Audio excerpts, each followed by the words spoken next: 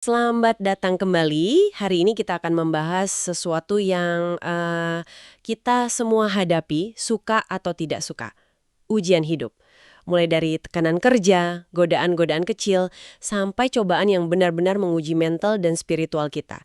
Ini bukan cuma soal gimana caranya bertahan, tapi bagaimana merespon dengan cara yang benar. Betul. Dan untuk membedahnya, kita punya sumber yang sangat fundamental, terjemahan Al-Quran. Misi kita hari ini adalah merakit semacam toolkit ketahanan spiritual dari kerangka yang ditawarkan di dalamnya. Kita akan identifikasi tantangannya, pahami pola pikir yang benar, dan lihat langkah-langkah nyata apa yang bisa diambil. Oke, mari kita mulai rakit toolkit ini. Tentu, poin paling dasar untuk memulai yang ditekankan dalam sumber ini adalah sebuah pergeseran cara pandang. Di surat Al-Ankabut ditegaskan kalau ujian itu bukan nasib sial atau hukuman acak. Sebaliknya, itu adalah bagian yang tak terpisahkan dari pengakuan iman. Ayatnya itu kurang lebih bertanya, apa manusia mengira mereka akan dibiarkan bilang kami beriman tanpa diuji? Jadi kalau saya coba simpulkan dengan bahasa sekarang, ini semacam quality control untuk keimanan ya. Bukan untuk menghukum, tapi untuk memverifikasi. Tepat sekali. Untuk membedakan mana yang komitmennya tulus dan mana yang, ya, cuma di bibir saja. Betul. Sumber ini menyebutkan bahwa umat-umat terdahulu pun melewati proses verifikasi yang sama. Jadi, ini sebuah pola universal. Dengan memahami ini, ujian itu berubah dari sesuatu yang harus kita takuti menjadi sebuah proses yang punya tujuan yang jelas. Oke, fondasinya sudah jelas. Nah, setiap toolkit yang bagus kan butuh alat diagnostik dulu. Kita harus tahu persis apa yang sedang kita hadapi. Sumber ini sepertinya membagi tantangan itu jadi dua kategori besar kan? Iya, betul. Yang datang dari luar dan yang muncul dari dalam diri kita sendiri. Mari kita bedah yang dari luar dulu. Betul. Ancaman eksternal yang paling gamblang itu penindasan atau perlawanan fisik dan sosial. Sumber ini mengambil contoh langsung dari pengalaman Nabi Muhammad. Ada satu nubuat dari Warokoh di awal-awal kenabian yang sangat mengena. Intinya begini, siapapun yang membawa pesan seperti yang kau bawa, pasti akan dimusuhi. Wah. Ini semacam peringatan bahwa membawa kebenaran itu seringkali memancing gesekan. Sumber ini menggunakan istilah fitnah yang dalam konteks ini dijelaskan bukan sebagai gosip ya, tapi sebagai penganiayaan yang bertujuan menekan keyakinan seseorang. Selain dari sesama manusia, ada juga musuh eksternal lain yang digambarkan dengan sangat jelas kan? Bukan sekedar simbol, tapi entitas yang aktif gitu.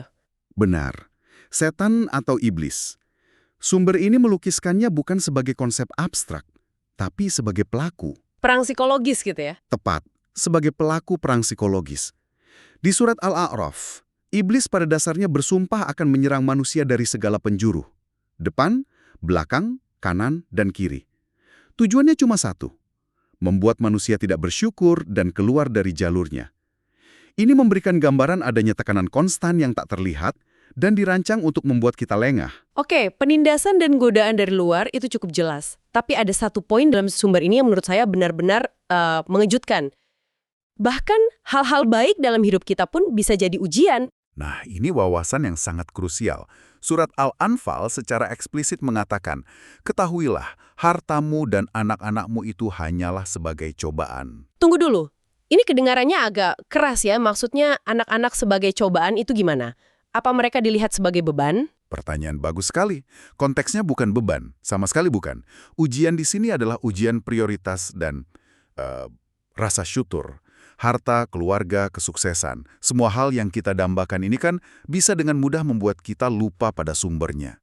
Oke. Ujiannya adalah, apakah kenikmatan ini mendekatkanmu pada Tuhan, atau justru membuatmu terlena dan sombong? Jadi, ini bukan tentang hal baik itu sendiri, tapi tentang bagaimana kita mengelolanya secara batiniah. Paham. Jadi tantangan eksternal itu bisa berupa kesulitan yang nyata, tekanan psikologis, atau bahkan kenikmatan yang membutakan. Oke, itu dari luar. Tapi seringkali pertempuran yang paling berat itu kan yang ada di dalam kepala kita sendiri. Gimana sumber ini membahasnya? Tepat sekali. Disinilah letak pertempuran yang lebih subtil. Ujian internal pertama itu keraguan. Surat At-Taubah menggambarkan orang-orang munafik sebagai mereka yang hatinya ragu-ragu dan selalu bimbang dalam keraguan-raguannya.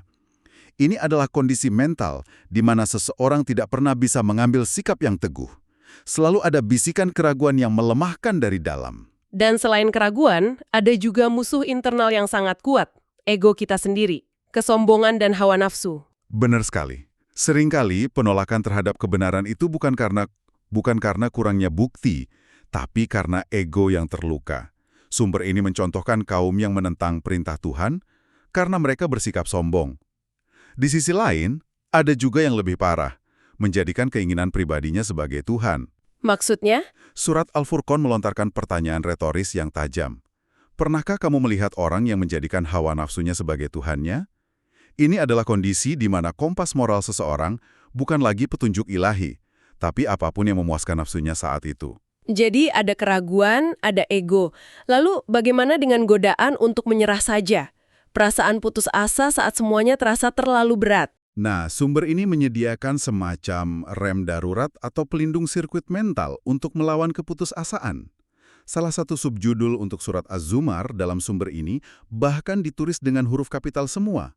Larangan berputus asa terhadap rahmat Allah. Wow, sampai ditegaskan begitu ya? Iya, pesannya sangat jelas dan kuat. Janganlah kamu berputus asa dari rahmat Allah. Ini adalah jangkar psikologis yang fundamental. Seburuk apapun situasinya, seberapa banyak pun kesalahan yang dibuat, pintu untuk kembali itu tidak pernah tertutup. Keputusasaan dianggap sebagai musuh spiritual terbesar. Oke, jadi alat diagnostiknya sudah lengkap. Kita tahu musuhnya bisa dari luar, penindasan, godaan, bahkan kenikmatan. Dan bisa dari dalam, keraguan, ego, dan keputusasaan. Ini daftar yang cukup berat. Pertanyaannya, alat pertama dalam toolkit kita untuk menghadapi semua ini apa? Sepertinya ini bukan soal melakukan sesuatu, tapi lebih ke soal mindset dulu ya. Tepat sekali. Fundasi responsnya adalah sikap batin. Dan kata kunci yang diulang-ulang di seluruh sumber ini adalah sabar. Tapi ini perlu kita bedah lebih dalam. Sabar di sini bukan berarti diam dan menerima nasib begitu saja. Nah, ini penting. Karena ada batas tipis kan antara sabar dengan pasrah yang pasif. Gimana sumber ini membedakan antara bertahan dengan kekuatan versus ya sekedar membiarkan hal buruk terjadi tanpa perlawanan? Pertanyaan yang sangat krusial. Sumber ini mendefinisikan sabar sebagai ketahanan aktif. Di surat Al-Ahqaf, ada anjuran untuk bersabar seperti para rasul yang memiliki keteguhan hati. Keteguhan hati. Artinya, sabar itu punya energi. Ia adalah kemampuan untuk menahan tekanan, menjaga prinsip, dan terus berjalan meski sulit, bukan duduk diam menunggu badai berlalu.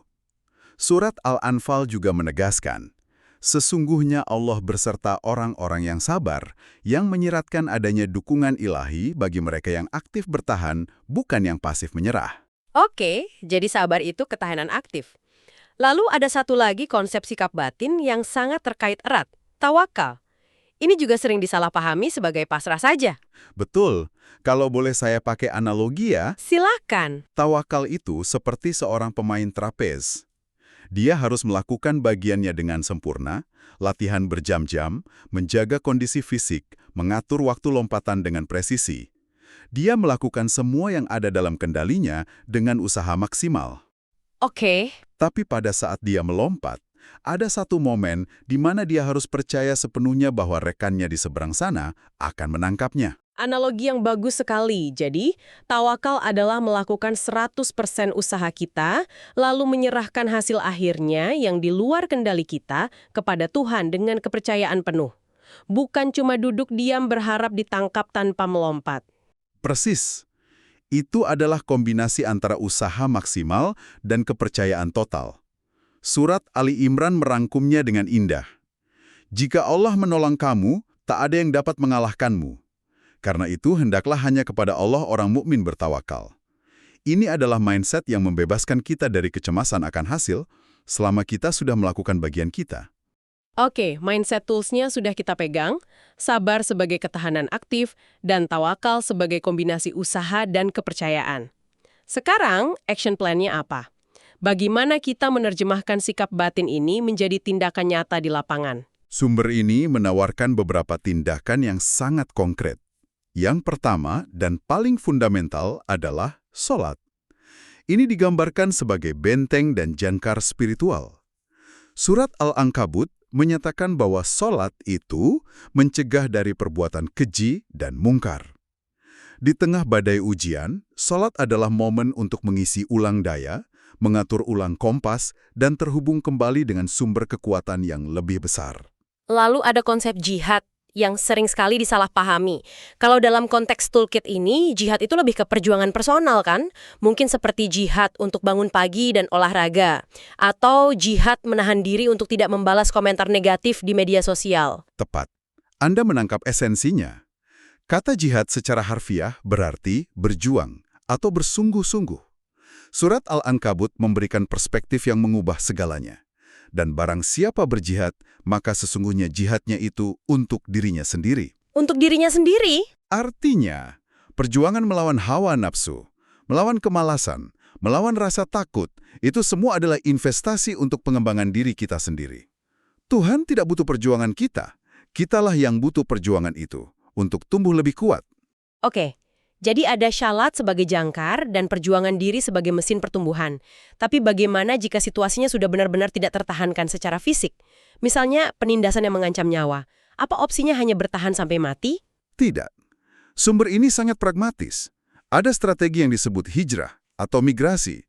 Ini adalah pilihan yang sah dan bahkan diberkahi ketika penindasan membuat seseorang tidak bisa lagi menjalankan keyakinannya dengan aman. Surat An-Nahl menjanjikan tempat yang baik di dunia bagi orang-orang yang berhijrah karena Allah sesudah mereka dianiaya.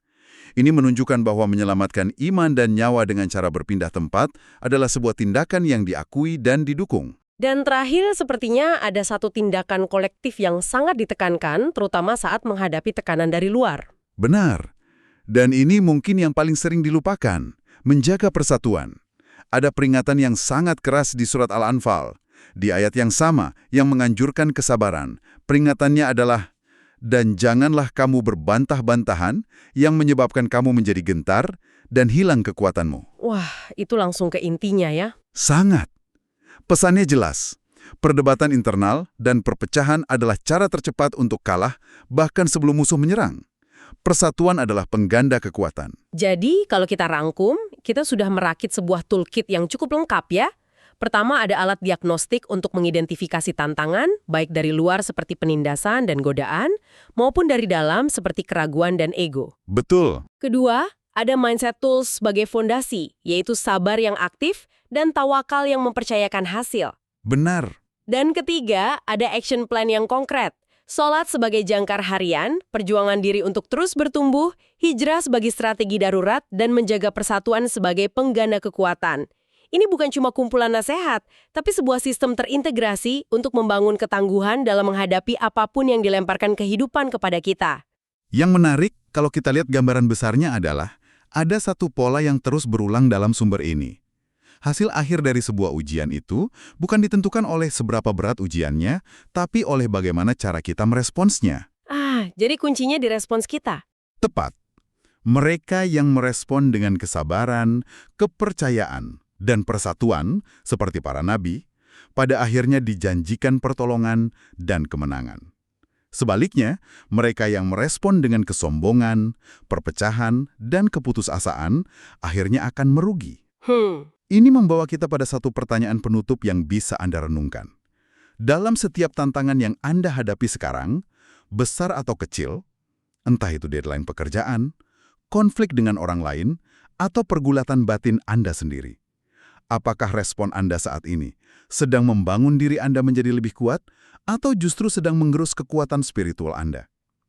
Sumber ini menegaskan bahwa pilihan respon itu sepenuhnya ada di tangan kita. Dan janji pertolongan Tuhan sangat terikat pada kualitas respon tersebut.